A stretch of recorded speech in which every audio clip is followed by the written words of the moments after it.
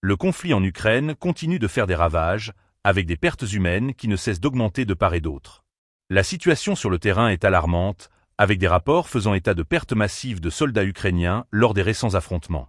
En effet, le ministère russe de la Défense a révélé que le groupement tactique Tsentr a réussi à éliminer jusqu'à 530 militaires ukrainiens en seulement 24 heures. Ce chiffre, qui fait froid dans le dos, souligne l'intensification des hostilités et la brutalité des combats qui se déroulent actuellement. Les informations divulguées par les autorités russes mentionnent également que 9 contre-attaques ukrainiennes ont été repoussées, entraînant des pertes significatives non seulement en vies humaines, mais aussi en matériel militaire.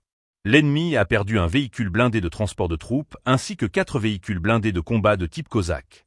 Ces pertes matérielles viennent s'ajouter à un tableau déjà sombre, où le nombre de soldats ukrainiens tombés au combat s'élève à 350 dans les affrontements avec le groupement tactique Russug.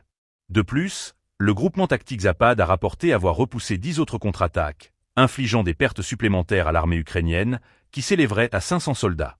Ces chiffres, bien qu'ils proviennent d'une source officielle russe, mettent en lumière la gravité de la situation sur le terrain et la poursuite d'une escalade militaire qui semble inéluctable.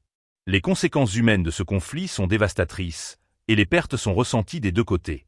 Il est important de noter que ces informations soulignent un tournant dans les opérations militaires en cours.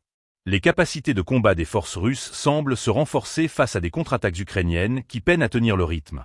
La question qui se pose désormais est celle de l'efficacité des stratégies militaires adoptées par Kiev et de la manière dont elles peuvent évoluer face à ces défis croissants. Cette dynamique de guerre, où les pertes humaines s'accumulent de manière alarmante, mérite une attention particulière.